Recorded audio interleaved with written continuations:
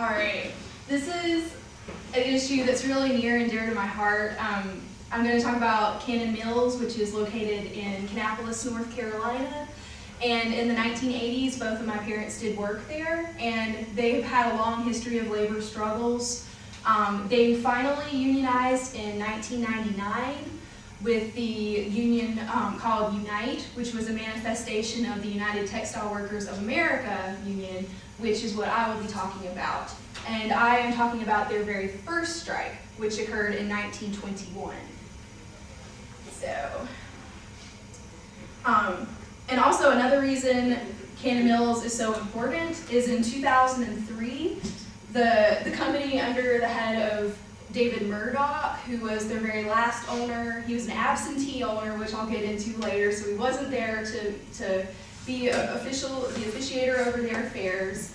And he ran the company completely to the ground, all the assets that the Cannon Mills company had formed over almost a century. And it resulted in the largest layoff in North Carolina history in 2003 when more than 7,000 workers were laid off. So my thesis pretty much is just to explain why the 1921 strike occurred. And those reasons are general contentment among employees, and Charles A. Cannon, the owner at the time of the strike, was not an absentee owner.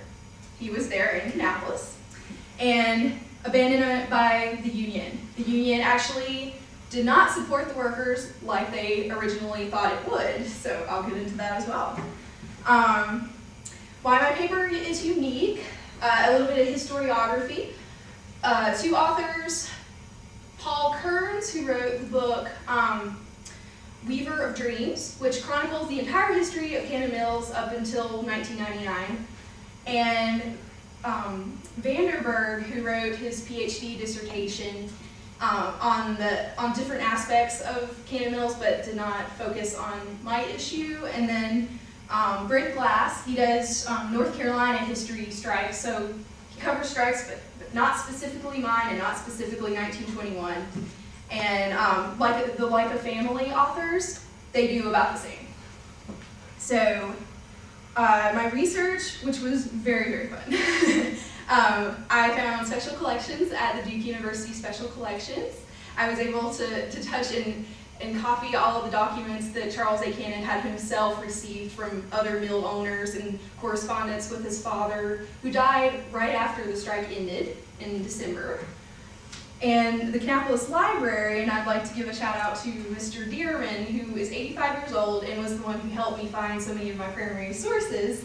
Someone had archived all of the 1921 strike articles, but no one has done anything with them yet, which is why my paper is really good at something. Let's see, so a little brief history of Cannon Mills. It opened its doors in 1906 under James W. Cannon, who was the father of Charles A. Cannon. And of course he died just after the strike. The beginnings of the strike really occurred around 1919. The United Textile Workers Union of America had a lot of success in New England around this time. So being outsiders, of course, they thought, well, if we're getting union organization up here, why wouldn't it work in the South? Of course, they didn't realize what they were actually getting into. The New England strikes had drained all the funds for the union, but the officials wanted to go ahead and attack the big textile kings and bring them down. And so the strike occurred in June, and it was over in 3 months. And I'll get more into that. So what influenced the strike of 1921 was the Panic of 1919. World War I was a very prosperous time for mills of all the United States. And by 1919, there was a panic, and it really affected the year of 1920, which really makes a difference, because in 1919, a Charlotte mill named Highland Park did have some union success. They struck, and their 60-hour work week was changed to a 55-hour work week, and they maintained the same wages as before. So that was a real victory. But the problem is that the governor at the time of 1919 and 1920 was Thomas W. Bickett, and he was very sympathetic towards workers. And the next governor of North Carolina wasn't as nice. He was quite indifferent between the perspectives of the mill owners and the mill hands.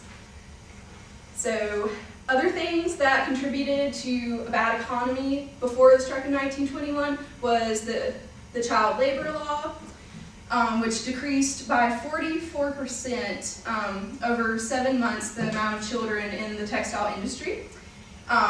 It actually disciplined mills who had children working under 14 or children 14 to 16 who worked over a full-time shift. And so the United Textile Workers Union sent their demands, and the letter was postmarked February 23rd, 1921. In my paper, I actually have the original envelope and the letter, so that's very exciting. Their secretary was W.G. Walter, and he was representing the 1238 number union, and they requested a 20% increase in wages, immediate cease of the unjust discrimination occurring since the beginning of 1921, and a hearing to reinstate the jobs of all the employees who had lost their jobs due to union activity. So the strike occurs May 29th, 1921, so one day before June 1st, at 10 o'clock a.m., and the results of this were quite monumental. It was a localized Charlotte strike. So 400,000 spindles and 10,000 looms were shut down, and within the first 3 weeks, $675,000 were lost from the textile industry.